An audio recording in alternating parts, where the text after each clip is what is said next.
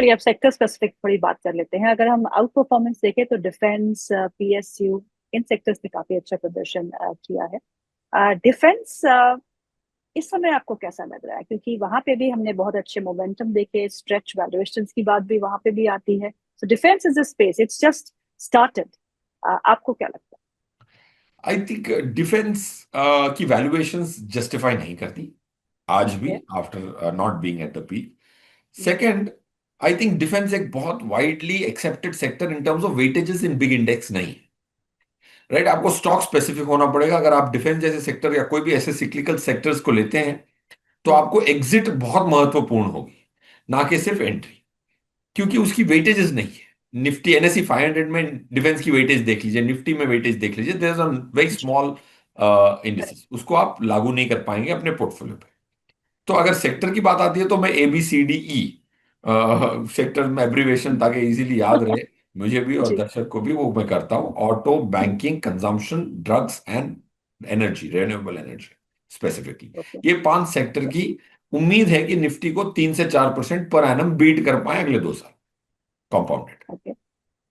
Okay, तो auto space में जो जीएसटी में बदलाव है उसका आप कितना इम्पैक्ट देखते हैं? बहुत बड़ा इंपैक्ट दिखता हूँ। बट क्या है, जैसे कॉर्पोरेट टैक्स कट्स हुए थे, अगर आपको याद हो, जी। 4-5 साल करेक्ट। पहले, उसका जी। आज भी मैं लुत्फ उठा रहा हूँ। जी। इसीलिए तो निफ्टी जो 21,702 बार जाके आई, कैपिटल गेन टैक्स बढ़ गए लास्ट फाइनेंशियल ईयर में, वापस मार्केट 21,700 से वापस यहाँ पे है। राइट, इतनी स्ट्रांग बाउंस बैक्स क्यों हुई? ट्रम्प साहब ने तो इतना डरा दिया, उन्होंने कहा कि 2-3 दिन में मैं मार्केट को 10% से गिरवा दूंगा, इंडिया मार्केट की। बट जी। नाकाम इसीलिए रहे कि जिसने बेचना था बेच चुका। फ्यूचर्स में भी FII 92% शॉर्ट है, कैश में बेच चुका है। डोमेस्टिक फंड मैनेजर से बात करूं तो बोलता है मैं बेचूंगा तो खरीदूंगा क्या, कितने दिन कैश में बैठूंगा। तो डोमेस्टिक वाला बेच नहीं पा रहा है, रिटेल वाला लेवरेज नहीं है। रिटेल लेवरेज नहीं है, 5 टॉप ब्रोकर से बात करें, मार्जिन उनकी MTF book, margin trading fund की बुक जो है वो पीक पे नहीं है। So retail is not leverage, FII is very light, domestic can't go light. That's why Trump also was not successful in creating panic in Indian market. Correct. बहुत अच्छे से आपने समझा दिया। फिरोज जी, ये बताइए कि आईटी एक स्पेस रहा है जो अंडर परफॉर्म ब्रॉडली किया है, और उम्मीदें ये है कि टैरिफ्स को लेके जो बदलाव हुए, H1B वीजा को लेके जो बदलाव हुए, उसका खामियाजा जो है वो हमारी आईटी कंपनीज भुगत रही है। और आईटी कंपनीज को क्रिटिक भी बहुत सारे सामने आए हैं। उन्होंने कहा कि आईटी कंपनीज बड़े ही सेफ जोन में आ चुकी थी। They were content, they were not innovating, they were not getting into AI so seriously. आपका नजरिया क्या है आईटी स्पेस मेरा नजरिया, एक्चुअली पहले मैं दूसरे स्कूल ऑफ थॉट में था, में? बट मैंने एक US में एक ट्रिप किया अभी लास्ट मंथ।